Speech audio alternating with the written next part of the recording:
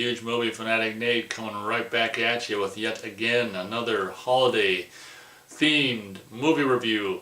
This time I'm doing a movie review for a movie I never thought in about a bazillion and a half years would ever come out, which is, in saying it, I'm going to have a hard time even saying it out loud, which is, but I'm going to try, which is, I don't know if I can do it,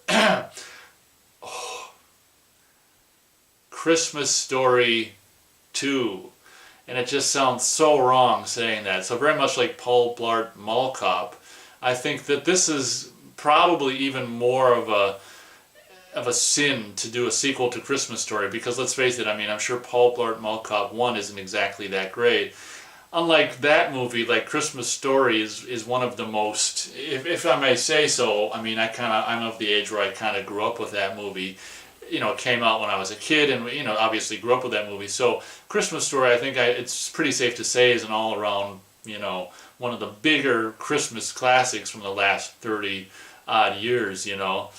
And to go ahead and make like a, you know, however many, like nearly 30 years, if not 30 years to the year later, make a sequel to Christmas Story just seems like a holy shit. Just like this, you know, we all know this far into the game that, you know, this far into the 21st century that Hollywood has long since just sold out, and and whoever's controlling it has no brains obviously whatsoever, and it's just like, it's all about a quick buck and no new ideas. And it's just like, you know, when movies like Paul Blart Mall Cop 2 and Christmas Story 2 are being greenlit and produced and finished and released, it's just like things aren't good in Hollywood. You can tell that by those two movies being made. But obviously, I can't remember when this movie came out, but obviously the plan was to never see it.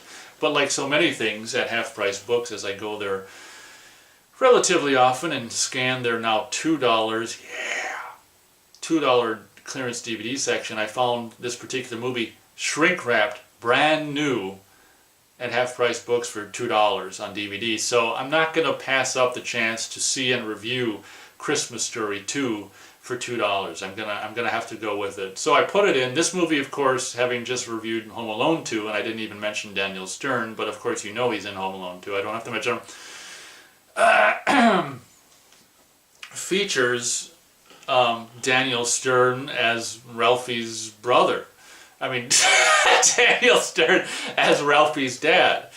And and holy cow, he's got himself a gut these days. Daniel Stern is much older than he was in Home Alone 2. But yeah, I wasn't sure looking at the cover necessarily when this took place, but if you haven't seen it and don't intend on seeing it yourself, I can fill you in that basically this is like, I can't remember how many years after Christmas Story. I mean, it's like maybe 3 or 4 years. It takes place 3 or 4 years after Christmas Story. So obviously all these characters are obviously, I mean, this goes without saying, you know, Ralphie and his brother and his mom and his dad are obviously, you know, acted by or portrayed by completely different people, which is fine. The movie obviously, I think it was like a made-for-TV movie because it has a Warner, I don't know, it's got a weird, I don't think it was in the theater, I don't think it was. I think this movie was made for TV, and it was, you can tell it's shot digitally and it just looks digital and like crap.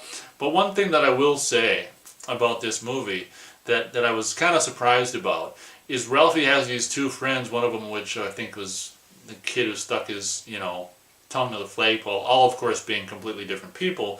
The one thing that I was actually surprised about this movie is Ralphie and his two like teenage friends, like they're teenagers, so Ralphie and his two friends are like in high school now, so it's more about, instead of like, you know, Red Ryder BB gun or whatever the hell they wanted when in the first movie, it's all about like, you know, now he's looking at girls and all this kind of thing. So having been a male teenager myself, you know, I can identify with that and all this kind of that and stuff, and that's kind of cool. It's just, you know, putting it on and it was just like, oh, you know, this is lame, it should never have been made, but at least it's like, oh wow. And I kind of like the three kids they got to play like the teens, you know, like Ralphie and his friends, because it's very rare that you really see like actual teenagers playing teenagers. Usually it's 20-somethings, you know, playing high school kids and that. And you can tell they're like real like 16, 17, 18, whatever year olds and playing these three kids. And I gotta tell you, seeing that And these kids were pretty good. And seeing that was kind of cool. That was my most favorite thing about the movie. So instead of just wanting a BB gun, now he's like 3 or 4 or 5 years older. He's in high school, Ralphie. He wants girls and cars. It's kind of cool. I mean, you know, and the fact that it does take place back in the old days, you know, so 4 or 5 years later after the first one.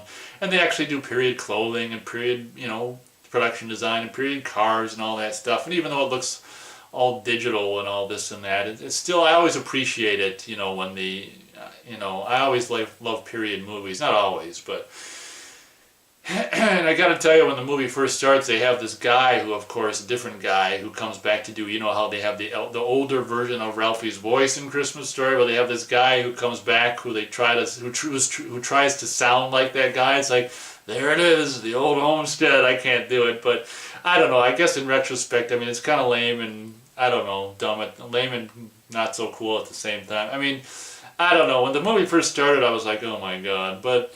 The thing with Ralphie, the thing I like most about the movie is just the hijinks that Ralphie gets in with his 2 like teenage high school friends, and the whole, you know, as in so many of these movies, it's like, you know, this nerdy, goofy character is eyeing this like really cute girl, and as so many times happens at the end of the movie, she comes around and they end up not hooking up in that kind of a 21st century sense, but.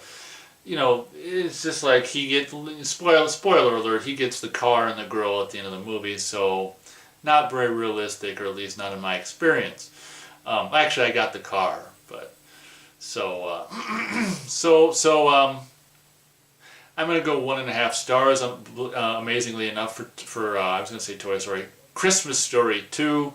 Like I said, the high points are the kids. I like watching what I presume to be actual teenagers playing teenagers, kind of refreshing, and the kids are very confident in what they do and very, very entertaining because it reminds you of being like a teenager.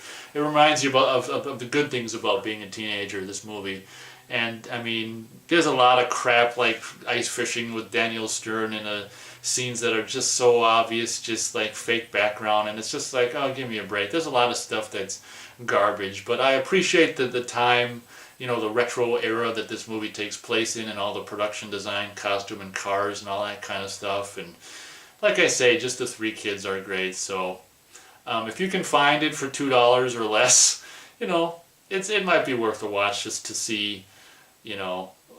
Like I say, I can't imagine, I can't believe it exists, you know, Christmas Story 2, but it does. So until Christmas Story 3 comes out, that'll probably about do it. That can be Ralphie in college, I guess, and see if he's still with his the girl at the time. That would be interesting to find out. But you know, Daniel Stern is just like whatever as the dad. I mean, he doesn't hold a candle compared to is that a term?